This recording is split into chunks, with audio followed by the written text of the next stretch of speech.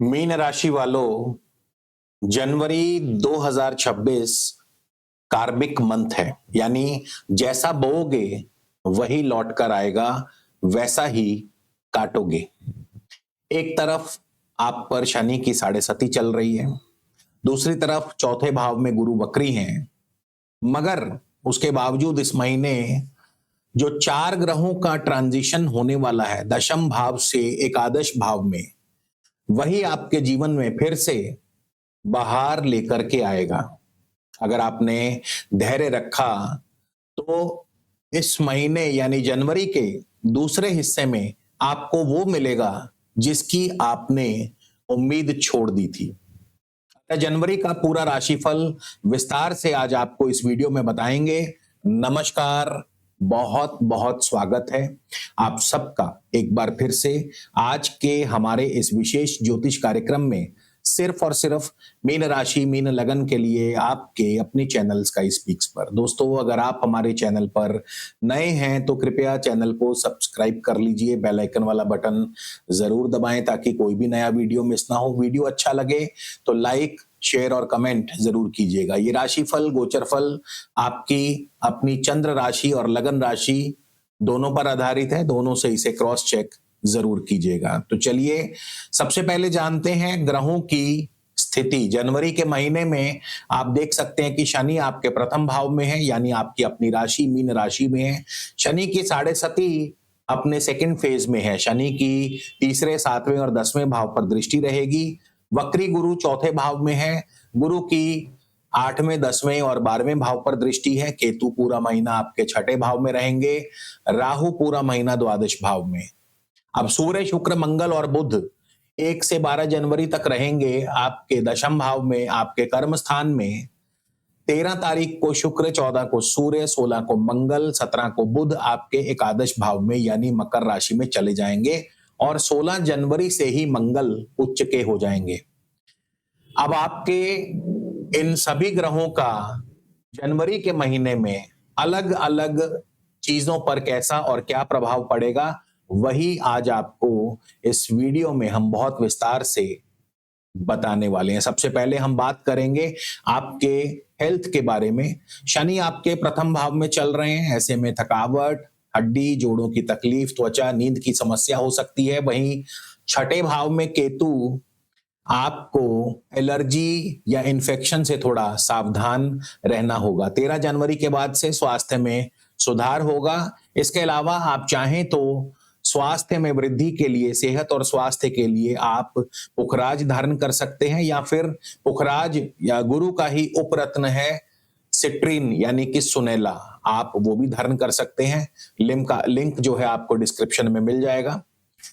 इस महीने आपके भाग्य की बात करें तो शनि प्रथम भाव में आपको भाग्य की अपेक्षा कर्म पर विश्वास करने का एक प्रकार से संदेश दे रहे हैं। वक्री गुरु चौथे भाव में यानी भाग्य थोड़ा सा देरी से चलेगा, लेकिन 16 जनवरी के बाद से अचानक बड़े बड़े अवसर प्राप्त होने लगेंगे। भाग्य वृद्धि के लिए आप मूंगा रत्न धारण कर सकते हैं।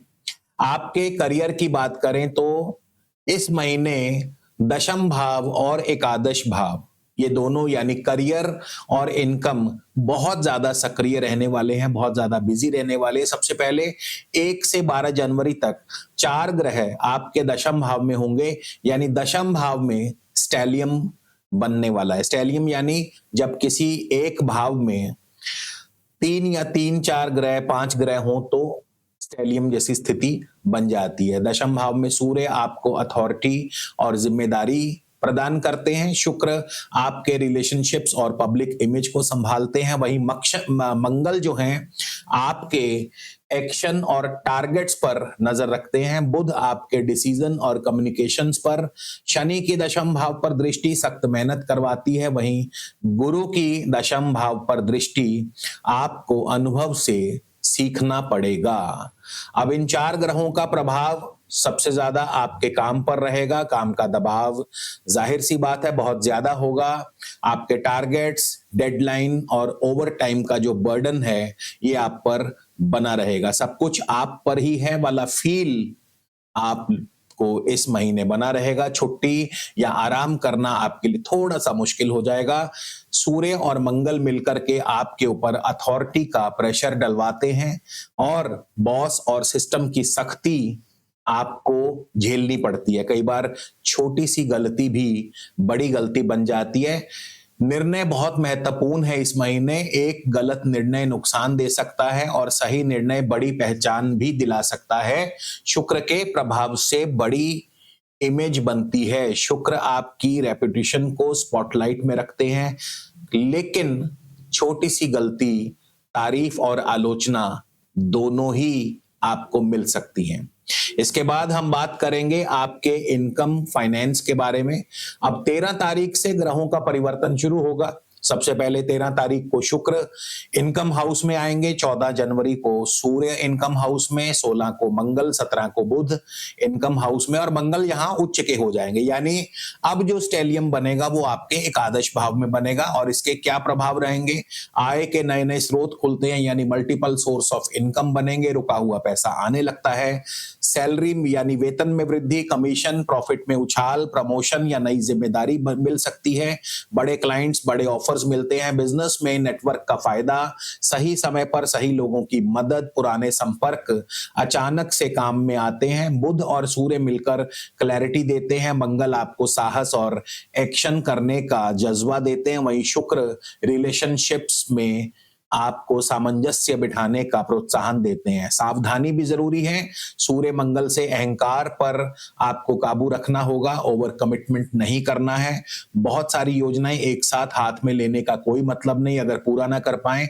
और शेयर और क्रिप्टो में भी आपको जल्दबाजी बिल्कुल नहीं करना है, इसलिए संयम रखना भी जरूरी है। तो देखा जाए तो ये जो दशम और एकादश भाव का ट्रांजिशन है बहुत महत्वपूर्ण है, इसलिए जो जैसा बोएगा वैसा ही काटेगा। वैसे 16 जनवरी के बाद अगर ये कहूं कि 16 से 31 जनवरी आपके लिए गोल्डन पीरियड रहेगा तो बहुत ही सही ये बात आपके ऊपर बैठेगी।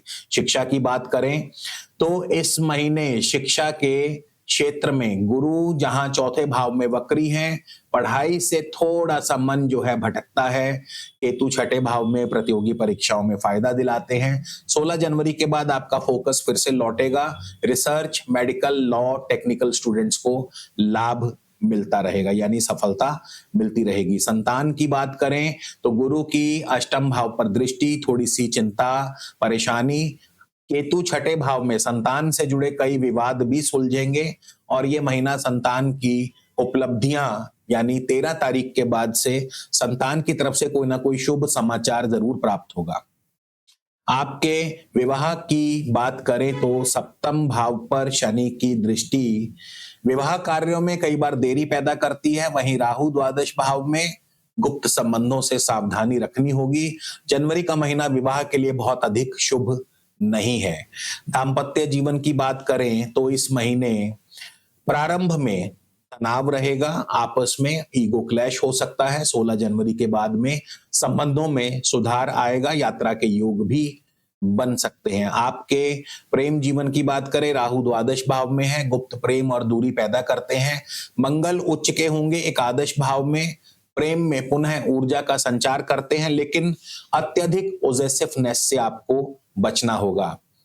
भाई बंधुओं की बात करें तो शनि की तीसरे भाव पर दृष्टि भाई बंधुओं से मतभेद पैदा करती है, लेकिन एकादश भाव के सक्रिय होने पर 13 तारीख के बाद से एकादश भाव आपका काफी ज्यादा एक्टिव हो जाएगा। पुराने मित्रों से मदद मिलेगी और सोशल सर्कल भी आपका बढ़ता हुआ नजर आएगा।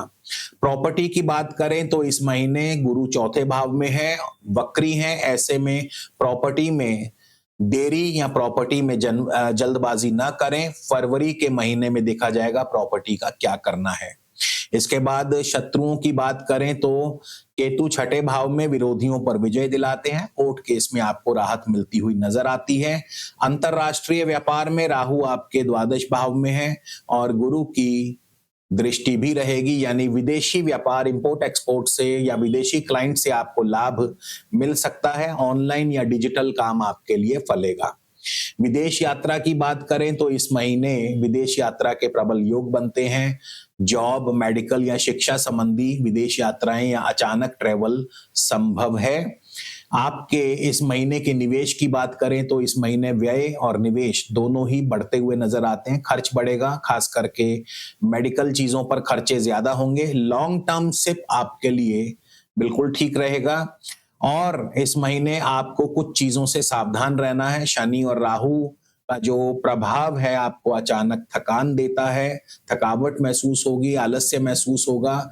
मशीन और वाहन से सावधानी जरूरी है, बड़ा नुकसान नहीं है लेकिन फिर भी सावधानी में ही सुरक्षा है। उपायों की बात करें तो इस महीने शनिवार के शनिवार आप पीपल को जल देते रहें, हर मंगलवार हनुमान चालीसा का पाठ करें और क्रोध से दूरी बना करके रखें। सेहत और स्वास्थ्य के लिए पुखराज धारण कर सकते हैं या गुरु का उपरत्न सिट्रीन यानी कि सुनहला भी पहन सकते हैं। भाग्य वृद्धि के लिए मूंगा धारण कर सकते हैं। शिक्षा और संतान वृद्धि के लिए मोती धारण किया जा सकता है। तो जनवरी 2026 मीन राशि वालों के लिए एक परीक्षा भी है, अवसर भी है। जो शनि के अनुशासन को स्वीकार करेगा वही एकादश भाव के ग्रहों का असली लाभ भी उठाएगा, यानी जो जैसा बोएगा वैसा ही काटेगा।